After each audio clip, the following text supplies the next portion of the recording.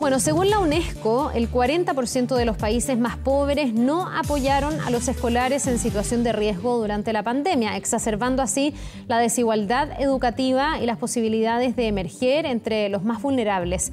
Queremos profundizar en este análisis. Estamos en contacto con Carlos Vargas, jefe de la Unidad de Desarrollo Docente de la Oficina Regional de Educación para América Latina y el Caribe. Muchísimas gracias por estar con nosotros y muy bienvenido, Carlos. A ver, yo no escucho su audio. A ver, Carlos, si me puede volver a hablar, a ver si podemos establecer ahí el contacto, porque no lo estoy escuchando para poder realizar la entrevista. A ver, hábleme. A ver si ahí me escucha. Ahí sí, perfectamente bien. ¿Cómo está? Bienvenido aquí a la mañana informativa de Canal 24 Horas. A ver, partamos por este panorama global del que está alertando la UNESCO, diciendo lo que se ha constatado también con el coronavirus y esta crisis, que es una pandemia que ha agudizado algunas brechas que ya se venían arrastrando y la educación no va a ser un ámbito con un panorama distinto. Aquí hay países que se han quedado más atrás y otros que han respondido mejor a la pandemia. ¿Qué efectos puede tener esto? Bueno, lo que el informe muestra es que incluso antes de la pandemia, 12 millones de estudiantes en América Latina, 12 millones de niños, niñas y jóvenes estaban ya fuera de la escuela y que la causa por la que estaban fuera de la escuela tenía que ver con la pobreza. De esta manera, digamos que los efectos que pueda tener la pandemia sobre el desarrollo socioeconómico de los países, es decir, de crisis económica, de crisis de empleo, agudizará la pobreza y por ende veremos que este número de personas excluidas de la educación puede aumentar. Entonces, digamos que esa es una alerta acerca del trabajo intersectorial que hay que hacer para poder abordar los efectos de la pandemia, que son educativos, pero que también son sociales y económicos. Ahora, esta brecha la estamos viendo a nivel de países, es decir, países que son más vulnerables en materia de educación y otros que están más avanzados y han podido atender mejor en la pandemia. Me imagino que eso está súper correlacionado con el nivel socioeconómico y el nivel de desarrollo que tiene cada uno de esos países, ¿o no? Sí, en parte sí. Digamos que en buena medida las respuestas que se han dado al COVID, las respuestas educativas, han tenido distintos formatos. Y en ese sentido, por ejemplo, podemos decir esta estadística que incluye el informe que ahora mencionabas, que el 40% de los estudiantes más vulnerables no han sido atendidos en la pandemia, tiene que ver un poco con eso, con la capacidad de los estados de poder llegar a los lugares más alejados, a las comunidades rurales, las comunidades más aisladas, poblaciones indígenas que suelen ser y que suelen estar históricamente a los márgenes de los países.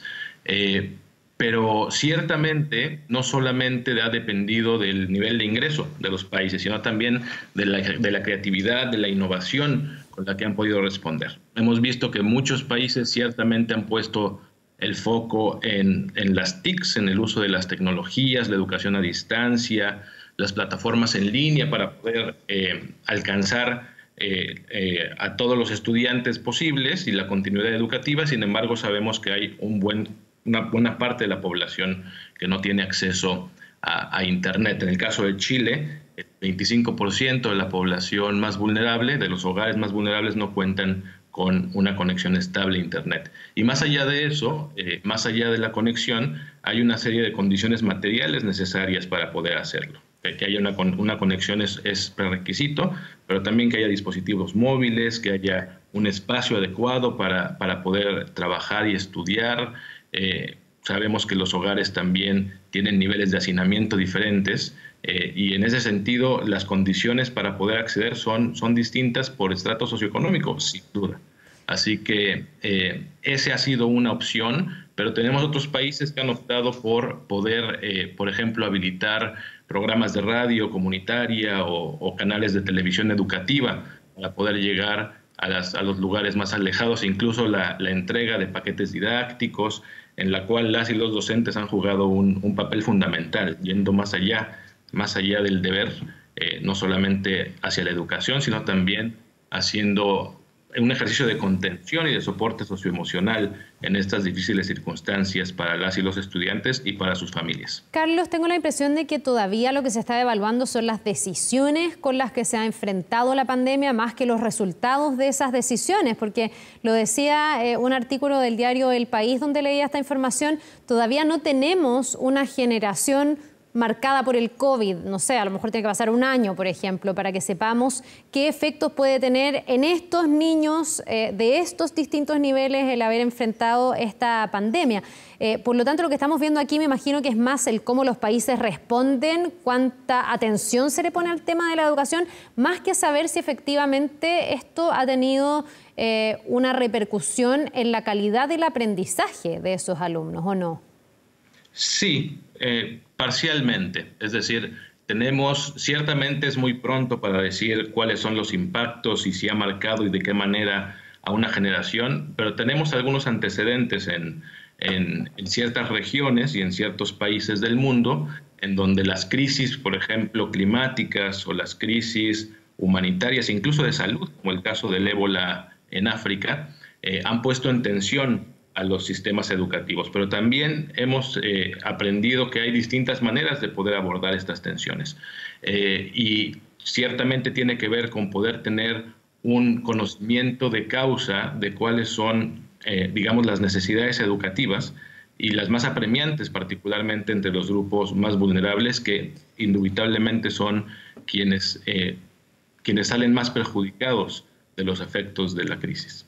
Claro, yo lo pregunto porque estamos en la mirada más panorámica, ¿no? Desde arriba, de decir cómo cada país se está enfrentando a nivel de políticas públicas la crisis derivada de esta pandemia en materia de educación. Pero probablemente si uno hiciera un zoom en cada uno de los países, uno vería que dentro de cada uno de esos países hay brechas, incluso en los más desarrollados. Siempre hay un remanente que queda excluido o las condiciones no son exactamente las mismas entre un niño y otro. Quiero saber cómo aplica eso a Chile, porque en realidad creo yo que muchas veces declarativamente se puede decir que se han hecho un montón de cosas, pero todavía no se le puede tomar el pulso al resultado de eso. ¿Cómo ves tú que han enfrentado hasta ahora las autoridades chilenas esta crisis y qué resultados podría haber?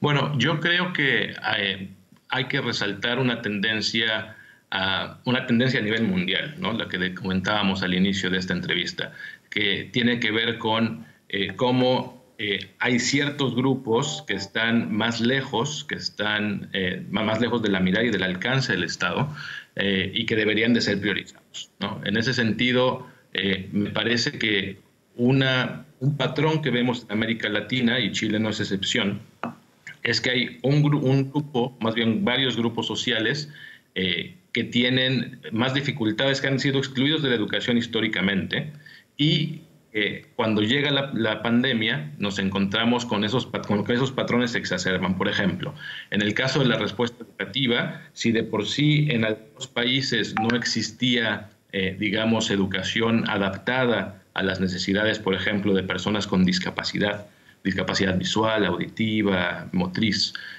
o personas con, digamos, de diferentes grupos étnicos, grupos lingüísticos, materiales en lengua indígena, etcétera. Si antes de la pandemia no veíamos ello, ahora, con la pandemia, las respuestas que se han intentado dar justamente no contemplan estos formatos diversificados, ¿no? Los materiales que requieren pueblos indígenas en su propio idioma, los contenidos que se requieren hoy que son distintos, la priorización del currículo también puede dejar de lado temas importantes para ciertos grupos. Entonces, digamos que las respuestas que se están dando son ciertamente estandarizadas, son más genéricas y por ende suelen dejar fuera a los grupos que han estado históricamente marginados y excluidos de la educación, ¿no? Estamos hablando de las personas en situación de pobreza, tenemos el caso de la conectividad, de la educación a través de las TICs donde no existen, los formatos para personas con discapacidad,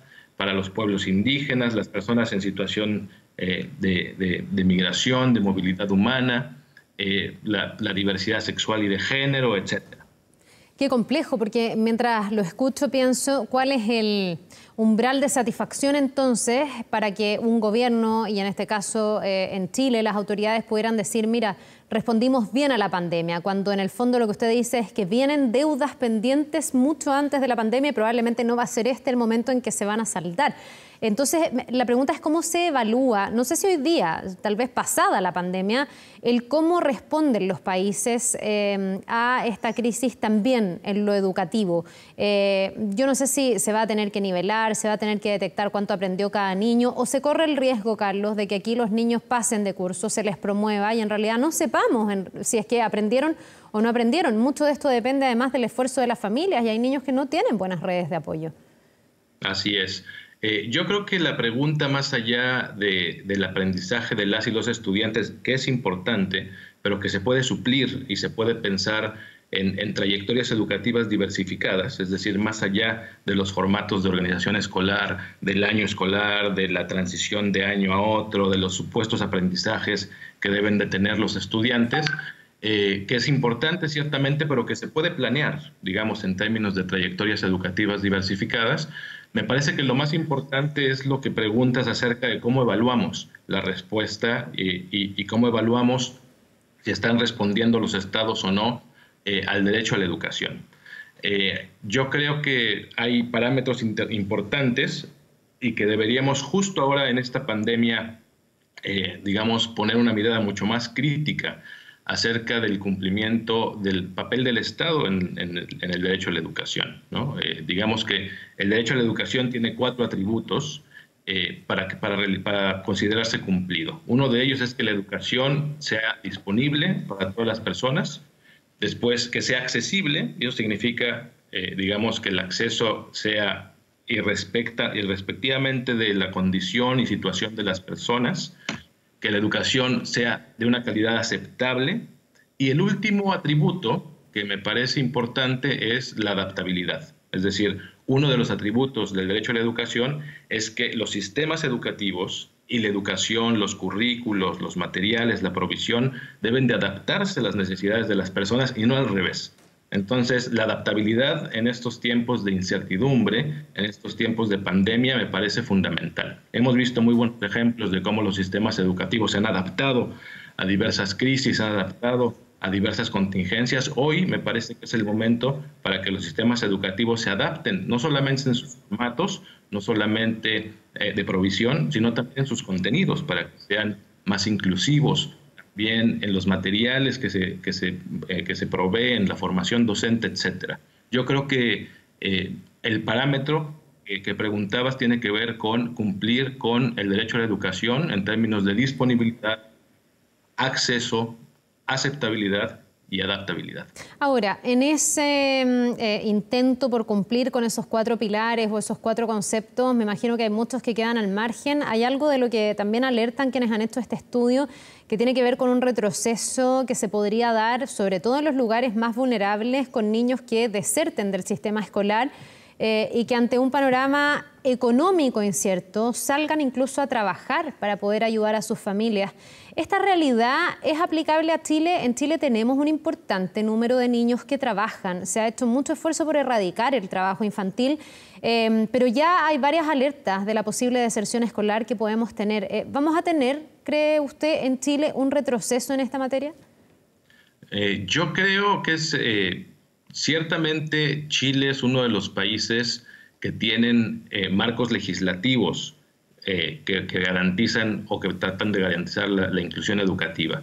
Es decir, en ese sentido, no es como otros países en la región en donde no hay un marco legal que prohíba el trabajo infantil. Hay un par de países en la región en donde el trabajo infantil no ha sido erradicado y en donde la legislación, digamos, permite, por ejemplo, el trabajo de menores de edad, es decir, de personas de 14 años, para insertarse en el mundo laboral. No es el caso de Chile, digamos que la legislación es más robusta en ese sentido. Sin embargo, más allá de la legislación también se requiere de tener políticas intersectoriales. Se trata no solamente de poder garantizar la educación, es decir, que haya una oferta educativa, sino, como bien decías, de que existan las condiciones para que las y los niños puedan y los jóvenes puedan atender y asistir a esta oferta educativa. Y una de las causas mayores, no la única, pero una de las causas mayores de la desvinculación educativa en la región tiene que ver con una entrada temprana al mercado de trabajo por las necesidades de satisfacer, digamos, las demandas de la vida, de la subsistencia de los hogares y ciertamente de los hogares más pobres.